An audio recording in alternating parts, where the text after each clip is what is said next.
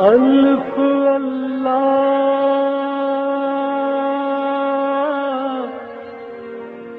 چنبے دل بوٹے میرے من وچ مرشد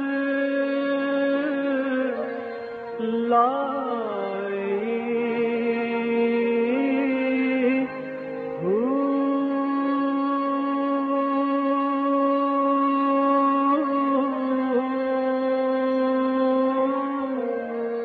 بسم اللہ الرحمن الرحیم۔ السلام علیکم پروگرام المرشد اور میں ہوں منور عتیق۔ ناظرین محترم، آپ کے سوالات ہیں اور رہنمائی کے لیے ہمارے ساتھ موجود ہیں ہمارے بہت ہی محترم جناب حضرت امیر محمد اکرم عوان صاحب۔ آپ سلسلہ نقشبندیہ اویسیہ کے شیخ ہیں، مترجم قرآن ہیں، مفکر قرآن ہیں، شاعر ہیں، ادیب ہیں، بہت سے حوالے ہیں آپ کے تعارف کے۔ حضرت جی بہت شکریہ آپ نے وقت دیا۔ سوالات کا سلسلہ شروع کرتے ہیں۔ اریبہ لاہور سے یہ کہتی ہیں کہ اسلام میں میانہ روی پر بڑا زور دیا گیا، میانہ روی سے کیا مراد ہے؟ رہنمائی کے لیے وضاحت فرما دیجیے۔ الحمدللہ رب العالمین والصلاة والسلام علی حبیبہ محمد وعلی آلہ وصحبہ اجمعین۔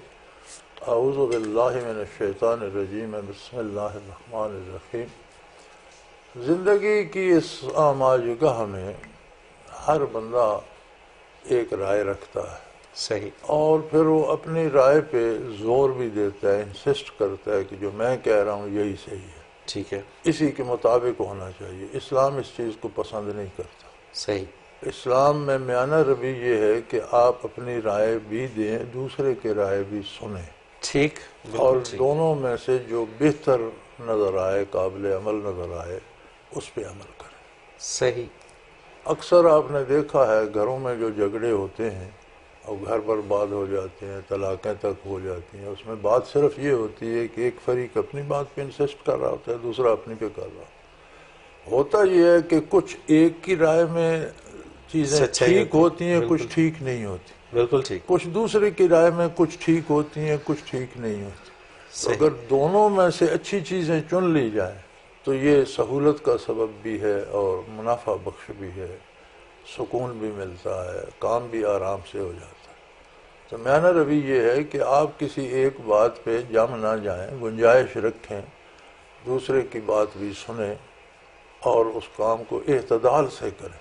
صحیح، یعنی جو شدت پسندی ہے وہ نہیں ہونی چاہیے، انکار میں یا اصرار میں، دونوں میں شدت نہیں آنی چاہیے۔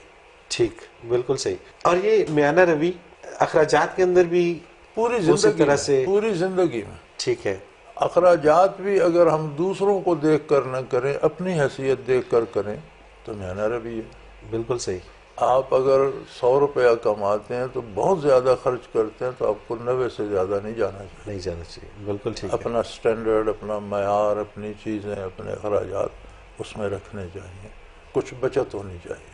صحیح، بالکل ہمارے ہاں آپ دیکھتے ہیں اکثر معاشرے میں مصیبت یہ ہے کہ ہم کماتے 100 ہیں، خرچ 200 کرتے ہیں، اور اس لیے کرتے ہیں کہ لوگ سمجھیں بڑا امیر ہے، اور پھر توازن بگڑ جاتا ہے، اور پھر توازن پھر بگڑ چوریاں، ڈکیتیاں، جاتا ہے، ناجائز ذرائع، وہ رشوت ختم ہو جاتے ہیں۔ آ ٹھیک، جاتا ام کلثوم ہے حضرت جی، یہ لاہور سے، ان کا سوال بڑا دلچسپ بھی ہے، بڑا اہم بھی ہے۔ یہ لکھتی ہیں جی، کہتے ہیں کہ حجر اسود جنت کا پتھر ہے اور یہ سفید تھا، لوگوں کے گناہوں کی وجہ سے سیاہ رنگ کا ہو گیا ہے۔ اسود کا مطلب تو سیاہ ہے، تو جب یہ پتھر جنت سے آیا تھا تب اس کا نام اسود تھا یا بعد میں رکھا گیا؟ نبی علیہ السلام نے اسے حجر اسود ہی کہا، ٹھیک ہے، اور امت نے آپ سے اس کا نام اسود ہی سنا۔ صحیح، یہ بھی درست ہے کہ جنت سے آدم علیہ السلام کے ساتھ آیا اور بالکل سفید تھا اور شیشے کی طرح تھا، ٹھیک ہے، شفاف تھا، جنت کا پتھر ہے۔ صحیح، اور یہ بھی اس کے بارے میں ملتا ہے کہ جتنے لوگ حرم میں جاتے ہیں وہ کیا کرتے ہیں، کس ارادے سے جاتے ہیں، ان کے عمل کی حیثیت کیا ہے، میدان حشر میں اس ساری شہادتیں بھی دے گا۔ اچھا، حجر اسود شہادتیں دے گا گواہ جو لوگ ہوگا، وہاں پہ جاتے ہیں ان کی، تو ایک آئینہ بھی ہے لوگوں کے دلوں کا۔ بالکل ٹھیک، اب یہ بات کہ یہ شروع سے اسود کہتے تھے یا بعد میں کہا گیا، اس پہ کوئی کسی نے بحث میں نے کہیں دیکھی نہیں، ٹھیک ہے، تو اپنی طرف سے کچھ کہنا مناسب نہیں، مناسب جی، نہیں ہے۔ یہ بالکل بحث صحیح۔ میں نے کہیں نہیں دیکھی، کیونکہ امت نے اس کا نام حضور اکرم صلی اللہ علیہ وسلم سے سنا، صحیح، اور تب تک یہ سیاہ ہو چکا تھا۔ یہ روایت بھی ملتی ہے کہ یہ سیاہ بھی ہمارے گناہوں کی وجہ سے، گناہوں کی وجہ سے جو لوگ ہم وہاں جاتے ہیں تو اس کا جو اثر اس پہ ہے وہ اس سے سیاہ ہو گیا۔ صحیح، لیکن یہ ہم ہی تو نہیں گئے، پہلا کعبہ آدم علیہ السلام نے بنایا، اس میں بھی تھا، پھر نوح علیہ السلام نے دوبارہ تعمیر کی، اس میں بھی تھا، پھر ابراہیم علیہ السلام نے تعمیر کی، تو یہ آدم علیہ السلام کے زمانے سے آ رہا ہے۔ ٹھیک، بالکل صحیح، بالکل صحیح۔ حضرت جی احمد حسن گوجرا سے یہ کہتے ہیں، حضرت جی آپ نے ایک پروگرام میں فرمایا تھا کہ عمرہ کرنے سے حج لازم ہو جاتا ہے، اگر کسی کے پاس صرف عمرہ کرنے کی استعداد ہو اور حج کے لیے اس کے پاس پیسے نہ ہوں، کیونکہ عمرہ اور حج پیکج میں بہت واضح فرق ہے، عمرہ کم پیسوں میں ہو جاتا ہے جبکہ حج کے لیے رقم تقریباً 2 گنا ہو جاتی ہے یا اس سے بھی بڑھ جاتی ہے، تو ایسی صورت میں کیا عمرہ نہیں کرنا چاہیے؟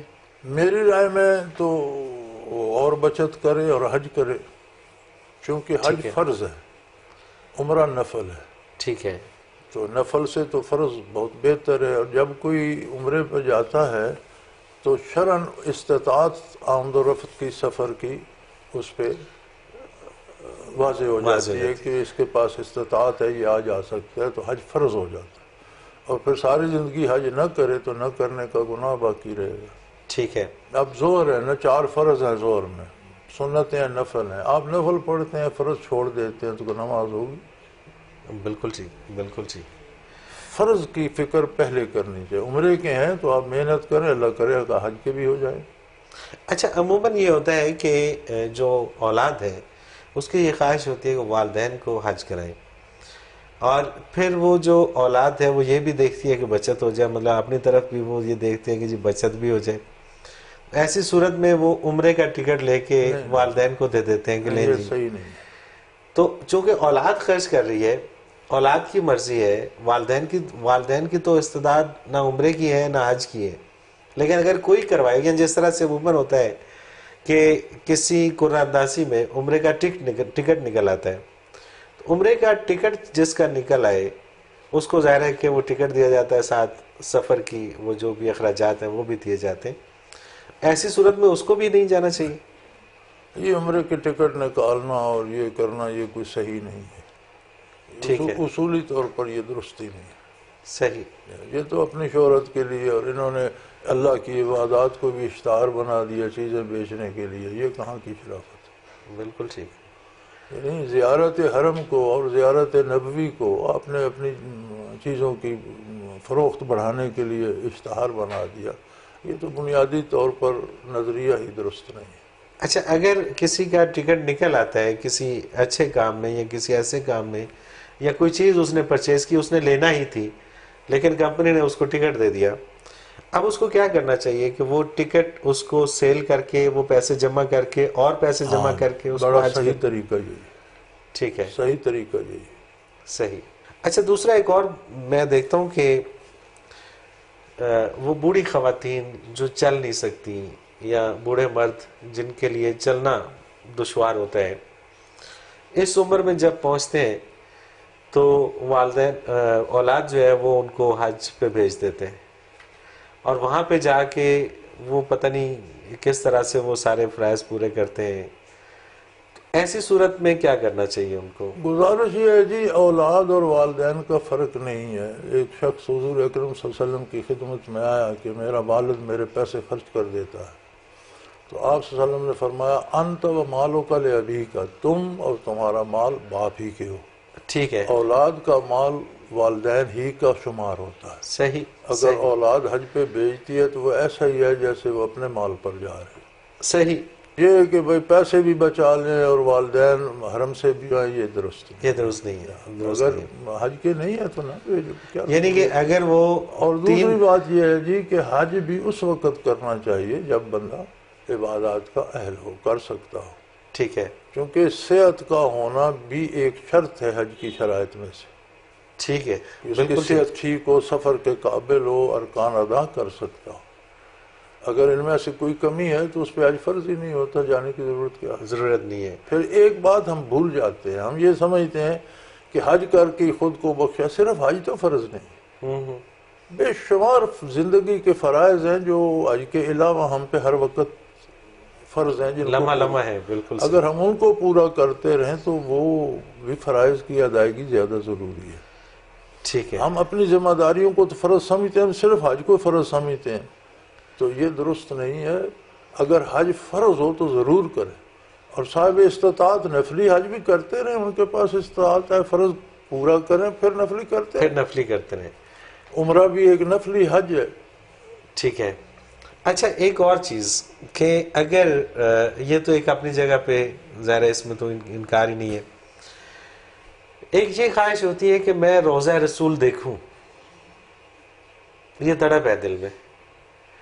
اب حج وہ اپنی جگہ پہ وہیں پہ قائم دائم ہے، اس تڑپ میں چلا جاتا ہوں وہاں پہ. استطاعت ہوگی تو جائیں گے نا، جانے کے اخراجات وہاں رہنے کے ہوں گے تو اگر جائیں گے. میرے پاس ہے، میں چلا گیا پھر. چلے جائیں تو حج بھی ہو جائے گا، حج کریں اور زیارت رسول صلی اللہ علیہ وسلم کے لیے بھی جائیں. یعنی کہ پھر بھی حج کے موقع پر ہی جانا چاہیے. حج پہلے کریں، حج پہلے کرنا زیارت چاہیے. اس کے ساتھ ہے. ٹھیک ہے. اور اگر اولاد جو ہے وہ 2-3 لوگوں کو حج پہ بھیج رہی ہے، بڑے بھائی کو بھیج رہی ہے، ماں کو بھیج رہی ہے، باپ کو بھیج رہی ہے عمرے پہ، تو چاہیے کہ وہ کسی ایک کو حج پہ بھیج دیں، وہ زیادہ ثواب ہوگا. صحیح. اچھا جی، عائشہ ضلع ہے لاہور سے، یہ کہتی ہیں کہ اگر قرآن پاک کی کوئی سورہ پڑھ کر اپنے گھر والوں کو، رشتہ داروں یا پھر بچوں کو دم کر دیا جائے تو کیا یہ درست ہے؟ اور اگر تعلق سلسلہ عالیہ سے ہو تو پھر کیا؟ نہیں، کوئی حرج نہیں، قرآن پڑھ کے کسی کو دم کر دینے میں کوئی حرج نہیں. کوئی حرج نہیں. ٹھیک ہے، کوئی حرج نہیں. صحیح صحیح. ان کا دوسرا سوال ہے، کہا جاتا ہے کہ قرآن پاک کو ترتیب سے پڑھا جائے اور اس کی صورتوں کو وظیفہ نہ بنایا جائے. اگر کوئی قرآن ترتیب سے پڑھے اور ساتھ میں سورہ یاسین یا سورہ ملک پڑھے وظیفہ کے طور پر یا اس لیے کہ اسے ان صورتوں سے محبت ہے، تو کیا ایسا وہ کر سکتا ہے؟ گزارش یہ ہے جی کہ جہاں تک محبت، عقیدت اور ایمان کا تعلق ہے، وہ قرآن کے ایک ایک لفظ سے ویسی ہے. صحیح. سارا کلام باری ہے. سبحان اللہ سبحان اللہ. کوئی لفظ ایسا نہیں ہے جس سے اللہ کا عقیدت نہ ہو. ذاتی کلام ہے اور سارا ہی سبحان اللہ. محبوب تر ہے. بے شک. اگر قرآن کو کوئی ترتیب سے پڑھتا ہے اور پھر کوئی خاص صورت بھی پڑھتا ہے، بعض صورتوں کے فضائل نبی کریم صلی اللہ علیہ وسلم نے فرمائے ہیں، تو اچھی بات ہے، کوئی حرج. ٹھیک ہے. لیکن اگر صرف صورتیں پڑھتا ہے اور قرآن کی تلاوت چھوڑ دیتا ہے تو یہ مناسب نہیں ہے. صحیح. قرآن وظیفوں کی کتاب نہیں ہے، قرآن عمل کی کتاب ہے. قرآن کو پڑھ کر ماننا اور اس پر عمل کرنا ضروری ہے. اور پھر قرآن کی تلاوت اگر آپ کو ترجمہ کسی کو نہیں بھی آتا تو تلاوت کا ثواب بھی اسے ملتا ہے، اور کیفیات بھی اندر پیدا ہوتی ہیں. اتنی نہیں ہوتی جتنی جاننے والے کے اندر ہوتی ہیں، لیکن نہ جاننے والے کے اندر بھی وہ کیفیات آتی ہیں. اس لیے قرآن کو مسلسل پڑھنا چاہیے اور کوشش کریں کہ آسان سا ترجمہ ملے تو سمجھنا چاہیے، اور کوشش کریں کہ پھر اس پر عمل بھی کریں. صحیح. چونکہ قرآن ایک کتاب عمل ہے. وہ علامہ مرحوم نے کہا تھا نا کہ تم نے قرآن تو کتاب حیات تھی اور تم نے اسے بنا لیا کہ از یاسین ہوا آسان بمیری، کہ کوئی مرنے لگے تو سورہ یاسین پڑھو کہ جلدی سے مر جائے. یہ تو زندگی کی کتاب تھی، تم نے مرنے کا نسخہ بنا لیا. اللہ اکبر. اور جب اس کو اس نظر سے پڑھنا شروع کریں گے تو میرا خیال ہے کئی سارے مسئلے، بلکہ سارے ہی مسئلے حل ہو جائیں گے.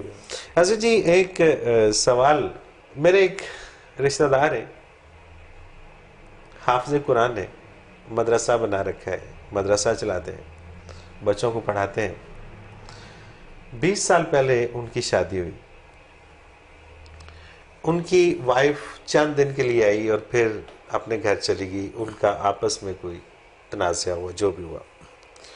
پھر رشتہ داروں نے کوشش کی اور پھر ان کی صلح کروائی، اور پھر وہ اپنی بیگم کو اپنے ساتھ نہیں رکھتے اور پھر اسے طلاق بھی نہیں دیتے. تو وہ جو حافظ قرآن صاحب ہیں اور امامت بھی کرواتے ہیں، خطبہ بھی دیتے ہیں، بچوں کو قرآن بھی پڑھاتے ہیں، وہ کس صورتحال سے گزر رہے ہیں؟ شادی ایک معاہدہ ہے ایک خاتون اور ایک بندے کے درمیان اللہ کے نام پر، اور اس کا مقصد یہ ہے کہ ہم مل کر زندگی کی گاڑی کو چلائیں گے۔ ٹھیک ہے۔ اکیلا مرد بھی پوری طرح زندگی نہیں گزار سکتا، اور اکیلی خاتون بھی، فطرت ہے انسان کی، جن سے مخالف چاہیے اسے۔ صحیح۔ بہت سے کام ایسے ہیں جو عورت ہی کر سکتی ہے، بہت سے کام ایسے ہیں جو مرد ہی کر سکتے ہیں، تو دونوں مل جاتے ہیں تو زندگی کی گاڑی چل پڑتی ہے۔ اب اگر آپ نے کسی سے نباہ نہیں کرنا تو اس سے شادی کیوں کرتے؟ بالکل ٹھیک ہے۔ یہ شادی سے پہلے سوچنے کی باتیں ہیں کہ اس خاتون سے، اس فیملی سے میرا نباہ ہوگا یا نہیں۔ کر لی ہے تو پھر ہمت کریں، نباہ کریں۔ صحیح۔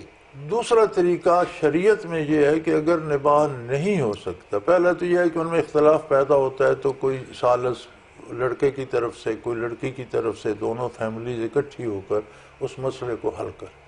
اگر پھر بھی نہیں ہوتا تو اسے اچھے طریقے سے حق مہر دے کر صلح صفائی سے طلاق دے دیں، لڑائی جھگڑے تک نوبت نہ آئے۔ یعنی یہ کسی کو پریشان کرنے کے لیے نہیں، ایسا کریں گے تو آپ آخرت کو جواب دیں ہوں گے۔ بالکل صحیح۔ آپ کسی کی زندگی برباد کرتے ہیں، ایک خاتون کی، اسے آباد بھی نہیں کرتے، ساتھ بھی نہیں رکھتے، طلاق بھی نہیں دیتے، تو آخرت کو جواب اچھا، اس دیں۔ میں جو ان کی وجہ تنازع ہے وہ یہ ہے کہ وہ جو خاتون ہے اس کے گھر والے یا رسول اللہ نہیں کہتے، اور یہ جو حافظ صاحب ہیں ان کو یہ اعتراض ہے کہ یہ یا رسول اللہ کیوں نہیں کہتے۔ اب یہ یا رسول اللہ کہنا یہ شادی کی شرائط میں تو نہیں، وہ کہتے ہیں جی یہ چونکہ نکاح دوسرے کی مسلک سے شرائط میں ہیں، تو نہیں ہے۔ دیکھیں ہمارے جو بریلوی حضرات ہیں وہ اس بات کے قائل ہیں کہ جب یا رسول اللہ کہا جائے تو نبی کریم صلی اللہ علیہ وسلم خود سنتے ہیں۔ ٹھیک ہے۔ جو نہیں کہتے وہ یہ نہیں کہتے کہ یا رسول اللہ کہو ہی نہیں، شاید دن میں 10 دفعہ وہ بھی کہتے ہوں گے، ٹھیک ہے۔ لیکن ان کا عقیدہ یہ ہے کہ اللہ کریم حضور تک میری آواز پہنچا دے۔ صحیح، بالکل ٹھیک۔ اب اس پہ لڑائی کی کیا بات ہے بھائی؟ اور پھر اگر لڑائی ہے بھی تو وہ آپس مطلب وہ تو اس کا فیصلہ تو اللہ میاں کریں گے کہ اللہ میاں کون ٹھیک ہے کریں گے، کون آپ غلط کو ہے۔ اس سے کیا ہے؟ اچھا جی، ایک وقفے کا وقت ہوا چاہتے ہیں۔ ناظرین محترم، اگر آپ بھی اپنا کوئی سوال ہمیں بھیجنا چاہیں تو اسکرین پہ ہمارا نمبر موجود ہے، نوٹ فرما لیجئے 0333 4955 اس پہ ہمیں SMS کیجئے، اور اگر آپ ہمیں میل کرنا چاہیں تو ای میل ایڈریس اسکرین پہ موجود ہے questions@almurshid.tv، اس پہ آپ ہمیں ای میل کے ذریعے اپنا سوال بھیجئے۔ آپ کا سوال ہم ضرور شامل کریں گے پروگرام میں۔ ایک مختصر سا کمرشل بریک، اس کے بعد حاضر ہوتے ہیں، ہمارے ساتھ رہیے گا۔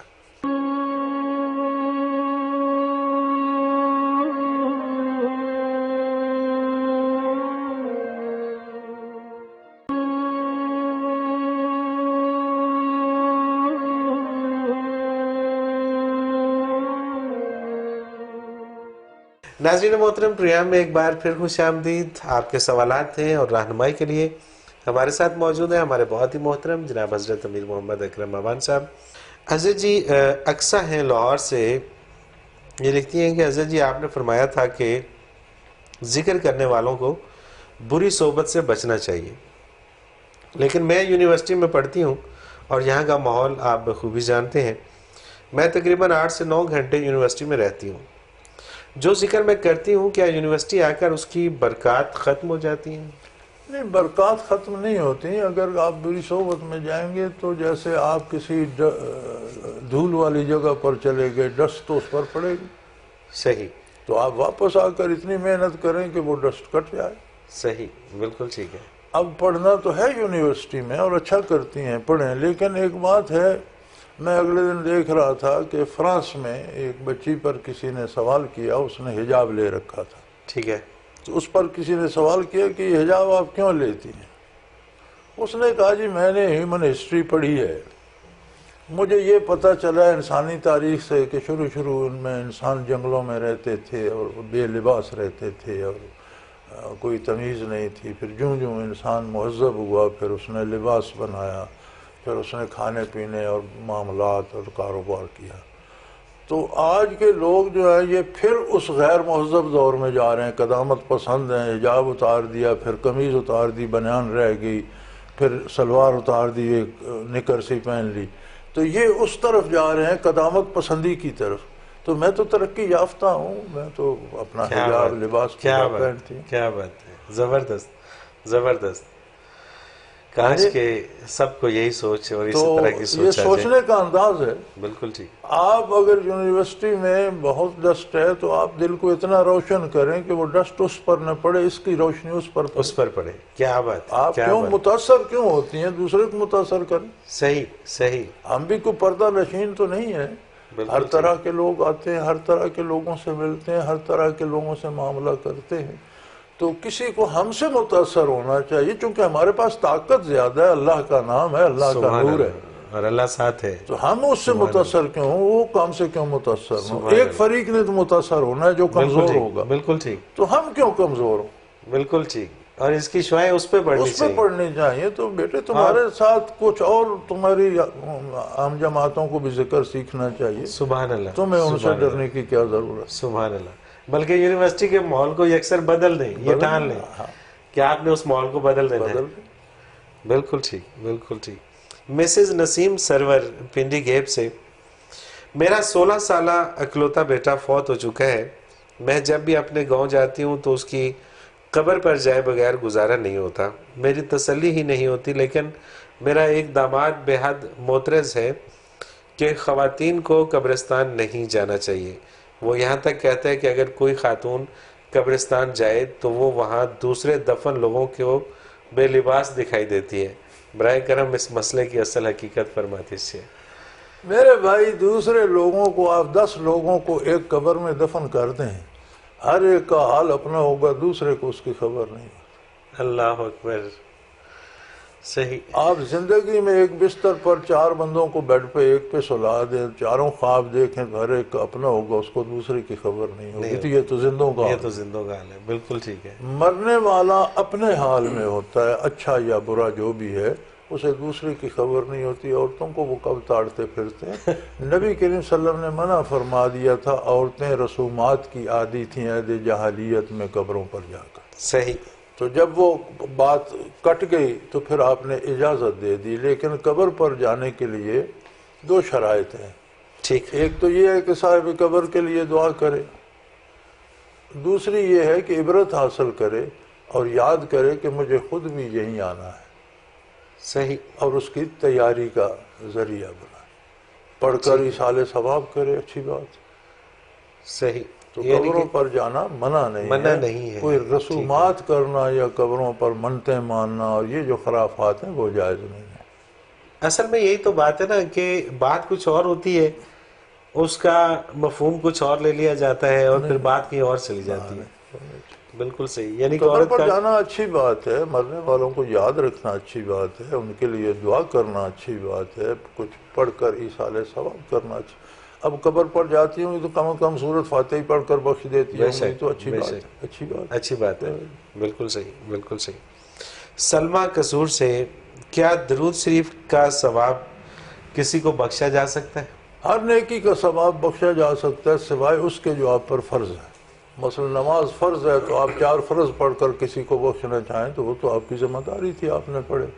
لیکن آپ نوافل پڑھتے ہیں، ان کا ثواب وہ آپ کا بیلنس ہے، آپ کسی کو دینا چاہیں، آپ کے اکاؤنٹ میں بیلنس آ گیا، اس کے لیے کوئی ضروری نہیں کہ آپ مرنے والے زندہ کو بھی دے سکتے ہیں کہ میرا اس عمل کا ثواب میں آپ کو دیتا ہوں۔ بالکل ٹھیک، یعنی کہ جو فرائض ہیں وہ نہیں بخشے جا سکتے، وہ تو ذمہ داری ہے۔ یہ اب روزے تو رکھنے ہیں، رمضان کے روزے تو فرض ہے، وہ آپ ہی نے رکھنے، وہ تو رکھنے ہیں، وہ ذمہ داری ڈیوٹی پوری کرنی ہے۔ لیکن آپ غیر رمضان میں نفل روزہ رکھتے ہیں، آپ نفل حج کرتے ہیں۔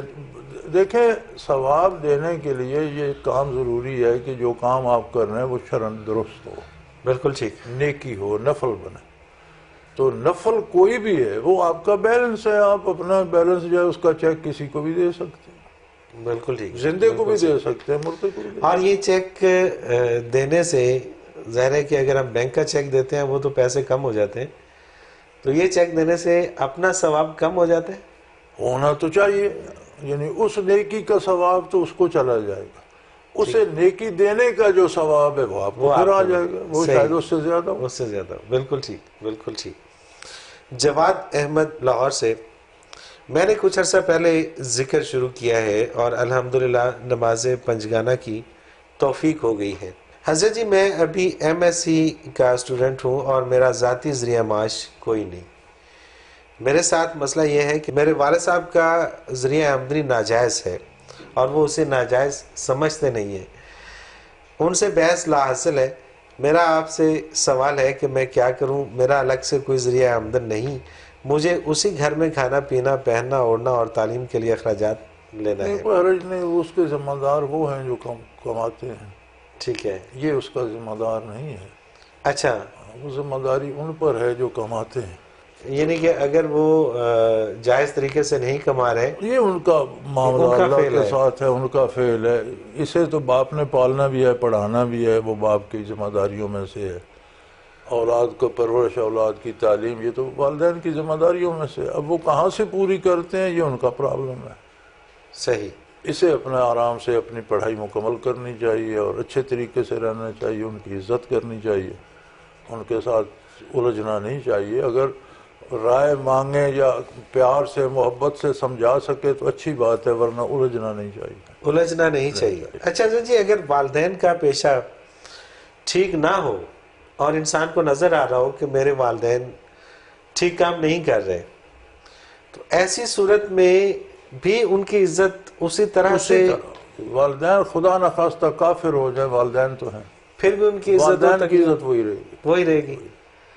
کتنا خوبصورت مذہب ہے ہمارا، اور پھر یہ لوگ نہیں کہ انکنڈیشنل محبت ہے، مطلب بدر والد کا میں جو مرضی کردار ہے اس سے کوئی فرق ہی نہیں ہے۔ بدر میں مشرکین مکہ جب آئے تو بڑا عجیب منظر تھا کہ کسی کا بیٹا مسلمان تھا، کسی کا بھائی مسلمان تھا، کسی کا ماموں چچا وہ اسلام کی طرف تھے، دوسرا رشتہ دوسری طرف تھا۔ تو ایک شخص نے للکارا تو اس کے بیٹے نے حضور سے اجازت چاہی کہ آپ مجھے اجازت دیں، میں اپنے باپ کا مقابلہ کروں گا۔ تو آپ نے فرمایا وہ تیرے دنیا میں آنے کا سبب بنا ہے، تو اس کے دنیا سے جانے کا سبب نہیں بن سکتا۔ اللہ اکبر، سبحان تو اللہ، آپ نے دوسرا مجاہد مقابلے پہ بھیجا، اسے نہیں بھیجا سبحان کہ اللہ۔ تمہارا تو والد ہے، بے شک کافر ہے، لیکن بے اس شک کی کافر عزت ہے۔ و تکریم، اس کی وہ تمہارا وہیں والد، تک وہ لازمی ہے۔